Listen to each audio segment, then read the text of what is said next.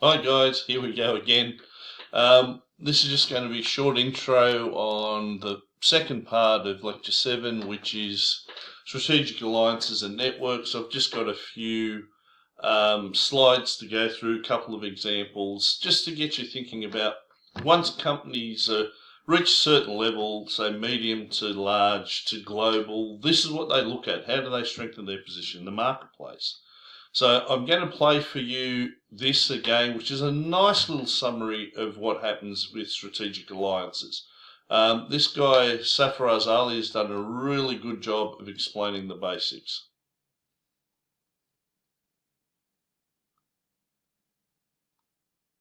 Strategic alliances. Has teaming up with another business ever crossed your mind? A strategic alliance with another business is a great way for businesses of all size and types to expand their reach. Strategic alliance is an agreement between businesses in which each commits resources to achieve a common set of objectives. It's an opportunity for like-minded businesses to help each other by offering or recommending services to customers who you know would benefit from the help of another business. When done correctly, it's great for both businesses involved in the strategic alliance, as it helps grow revenue and increase customer base. It really is a win-win situation, and having this viewpoint towards it is what really defines the success of a strategic alliance. So, what can a strategic alliance do for your business? Your business may use a strategic alliance to share resources and information. Your businesses may be in the same field, but you are likely to have expertise in different areas. Both businesses will grow stronger through sharing knowledge and learning from one another. I can't emphasize how big a point this is, that market performance, information, measuring, all of these things. Information is power and market power, and it leads to customer satisfaction and dominance. In a lot of cases, this is one of the major drivers for strategic alliances in the modern age. Increase access to innovation and new technology. Another business may introduce you to a tool that totally changes how your business functions, which you may never have discovered without them. Reduce competition. By joining forces with a like-minded business, you will not only immediately lose them as a direct competitor, but you will also be creating a competitive advantage over other similar businesses by the pooling of both businesses' resources and skills. In other words, companies use strategic alliances to reduce costs through economies of scale or increased knowledge, increase access to new technology, inhibit competitors, enter new markets, reduce cycle times and increase efficiencies, improve research and development efforts, and improve quality. How strategic alliances work. To form a strategic alliance, companies should define their business vision and strategy in order to understand how an alliance fits their objectives. Evaluate and select potential partners based on the level of synergy and the ability of the firms to work together. Develop a working relationship and mutual recognition of opportunities with the prospective partner. Negotiate and implement a formal agreement that includes systems to monitor performance. How do you know who to form a strategic alliance with, and how can you ensure success? It can be difficult to let new people into your business world after doing things in a certain way for however long.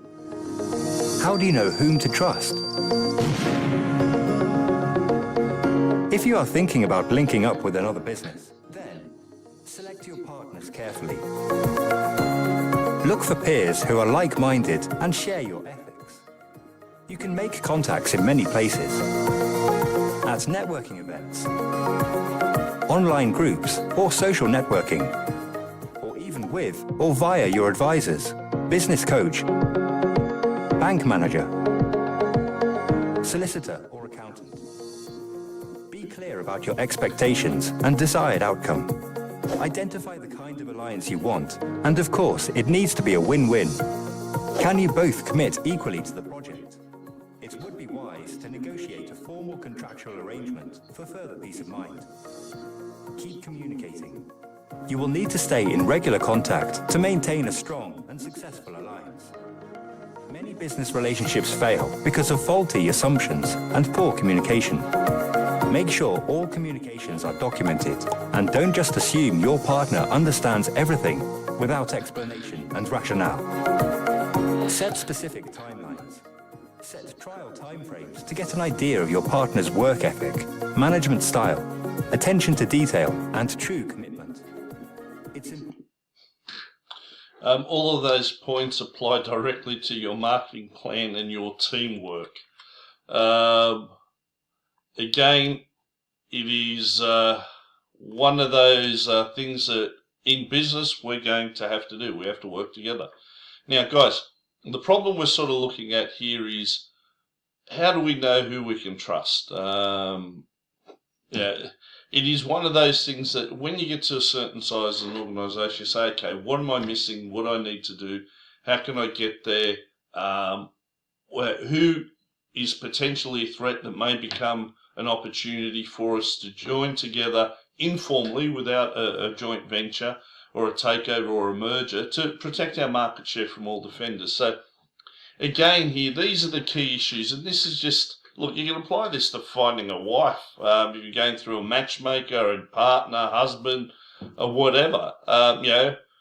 New challenges make partnering attractive. If we're getting a lot of competitive pressure on us, what do? Can we see that, looking at the makeup of the industry, relative market shares, we could be caught in the middle between two major players?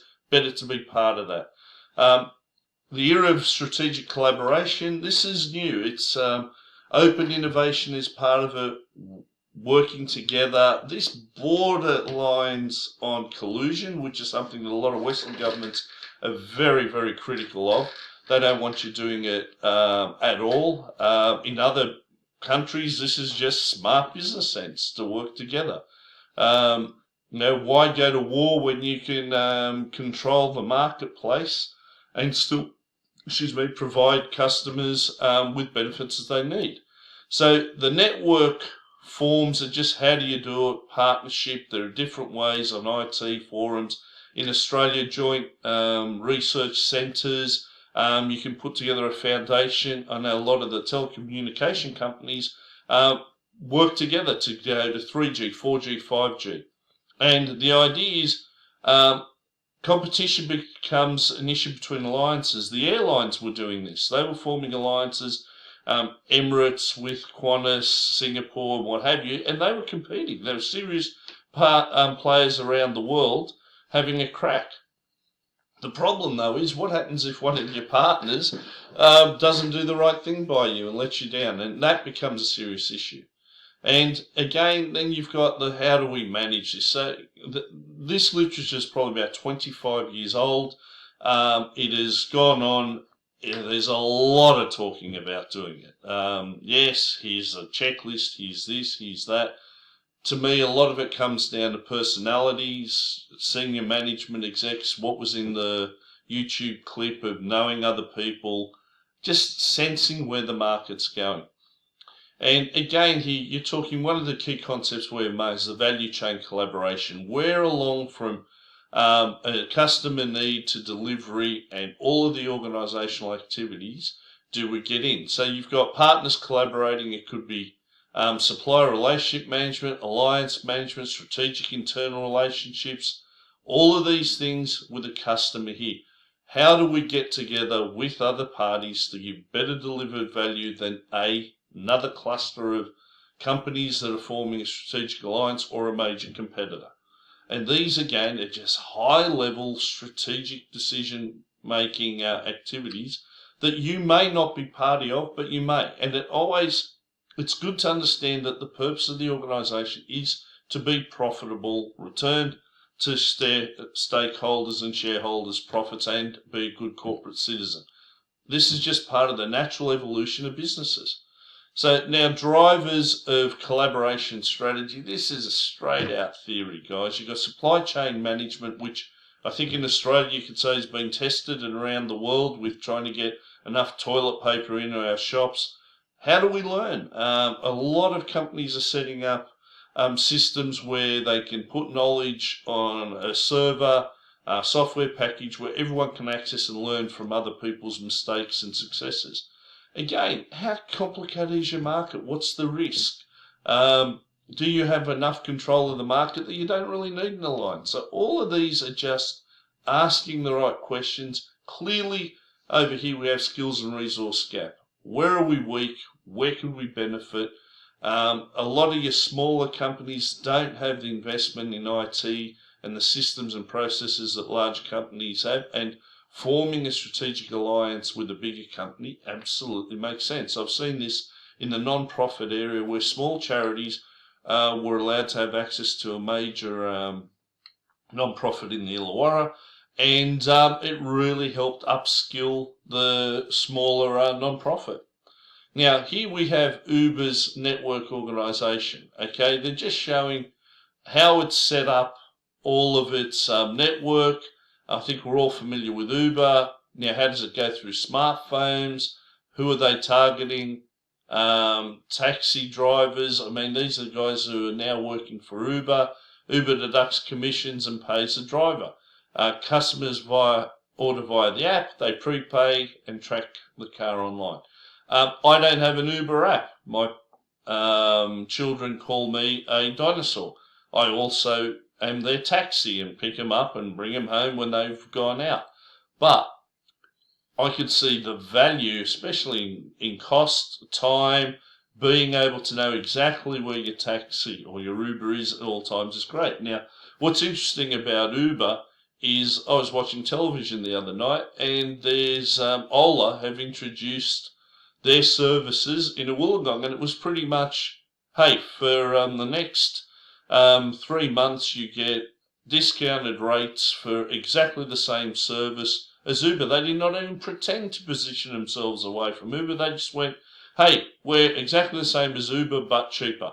Try us. It was a straight out classic imitation strategy. And again here I have this is what I'm trying to get you guys to do for your marketing plans. Go and actually look at some of these bloggers, what they say. Right? Now look at this. This is the stuff, guys. In Australian launch in March, right? This was 2 years ago. Rideshare company has 7 major cities, signed up to 50,000 drivers. Look at this. They've hired some heavyweight hitters in terms of their management capabilities. So that you put directly into your strengths and the culture of the company. Following its success, okay, we've got our typical Foxtel ads. Right, it's recent marketing campaigns. Guys, this is what I mean. When you see a link like this, right, let's go. This is what you could use directly to say, this is how we're positioned in the market. These are the appeals they're using. This is how they're trying to get people's attention in Australia. It won the account. It's trying to differentiate itself from Uber, Taxify, Diddy. Okay, we could play this, all right, and see what happens.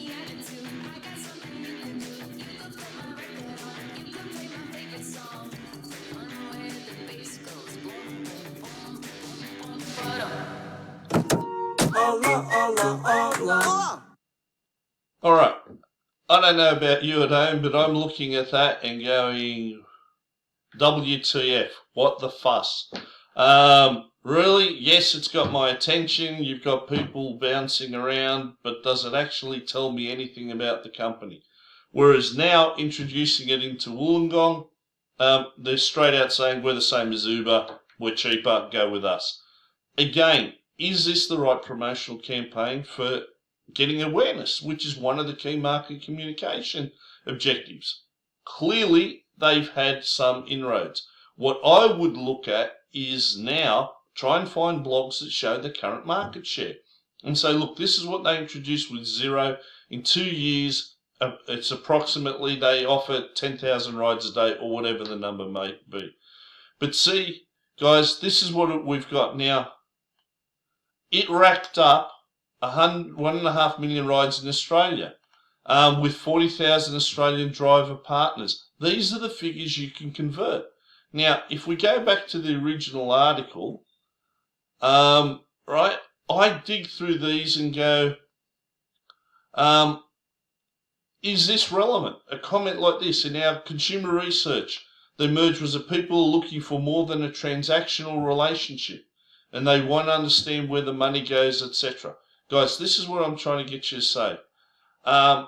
Look at the figures, look at the numbers, extract every bit of information out of there and drop it straight into your marketing campaign. All right, so let's go back to our PowerPoint. Oops, Elias has done it again, guys. So again, there's another perspective. Here, I just put this up just to get you guys to focus on, some real life application of companies trying to take over. Now, Uber, we look at it in this perspective, I'm going, well, who could Uber do a strategic alliance with to curb this? Who's another major player?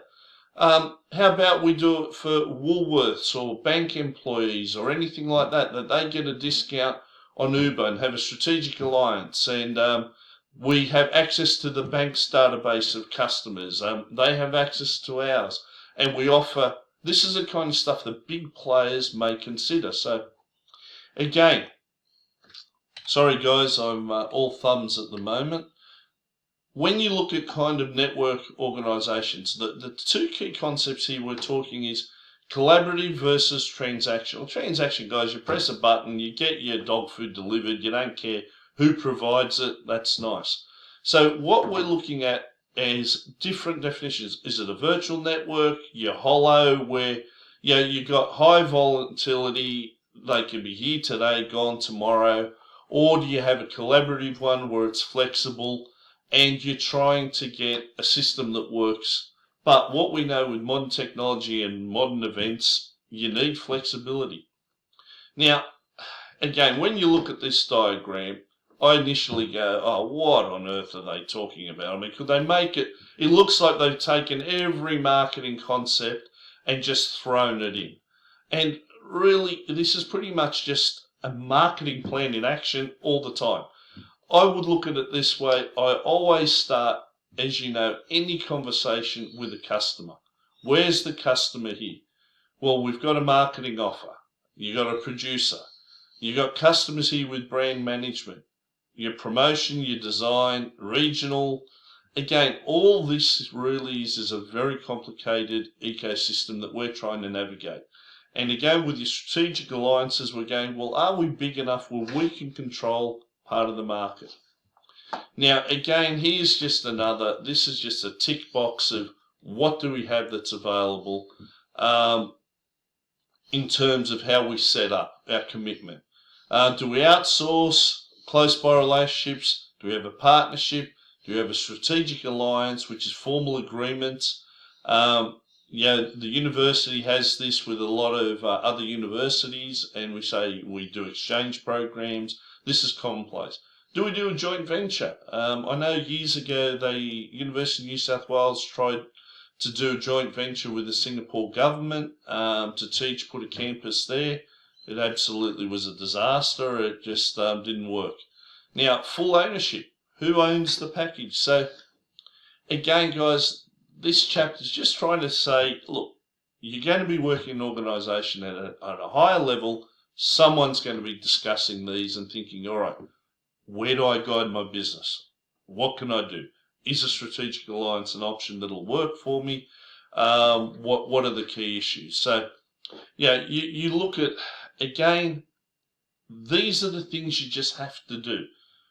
Core competencies, really, what do we do well? What is it that Apple does well? What is it Aldi does well? Aldi provides good quality, cheap product. You pack it yourself, no nonsense, and there's a distinct cost saving, and they also bring in novelty by having Aldi special buys, where I've seen people fighting for these things. Their marketing is good, different, and you can understand why. Now, the alliance would allow you to focus what you're good on. Here, strategic priorities. What can you achieve better through the alliance? Again, this is just what we call pros and cons, advantages, disadvantages, just asking. Do you have management capabilities for the partnership? I can assure you, when we're looking at resources, transitioning to online has been extremely difficult. Our staff are doing a fantastic job, our IT staff, but did we have the management capabilities to do this? I think luckily in our faculty we have.